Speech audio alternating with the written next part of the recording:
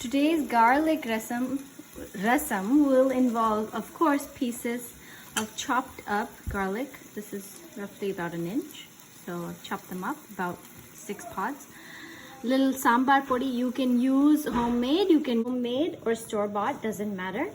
We're going to use a little piece of Asefoetida, which is actually the non-powdered form. So this is the raw, fresh form, and as you get it from the store, you should roll it up into these little balls so it's easier to utilize. We're going to use 1/4 cup of pressure-cooked toot dal. You don't need a lot for garlic rasam. We're going to use about a tablespoon of tamarind concentrate, as well as about 1 small tomato chopped up. Tempering the spices, we're going to temper it in 1 tablespoon of ghee at the end. So mustard seeds, we're going to utilize about a tablespoon as well, and some curry leaves. So those are going to be our tempered spices. So I've added the tomatoes along with 3 cups of water to this small stone pot that I have. So I'll be adding the Asefoetida rolled up in here, so it kind of melts and adds a lot of flavor. It's actually more flavorful than the powdered form. And I'm going to add about half of the chopped up garlic. We're going to save the rest for the tempering to this mixture. And salt. To soften and the water is coming to a nice boil, I've added the 1 tablespoon of tamarind concentrate. So it'll boil together and add flavor. As you can see, the rasam has started to really come to a boil.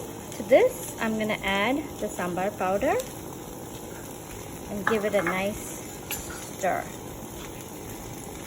Again, it's all in the flavor, so we're going to let this reduce as well before we temper the spices.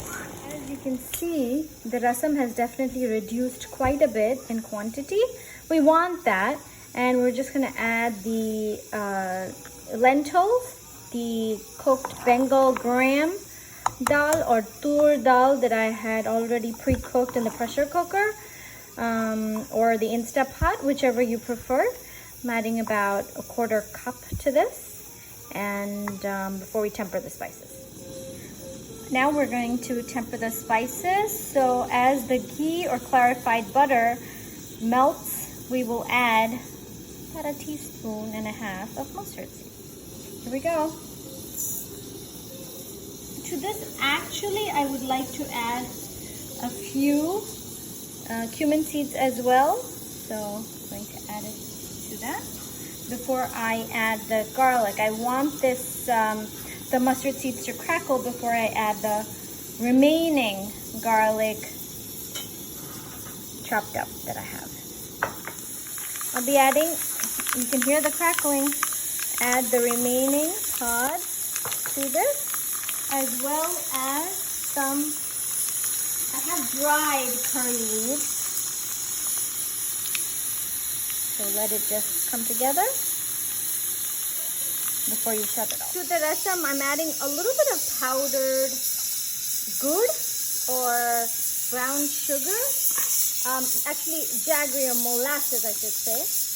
Just to add a little bit more flavor. It enhances the flavor before I add the tempered spices. There we go.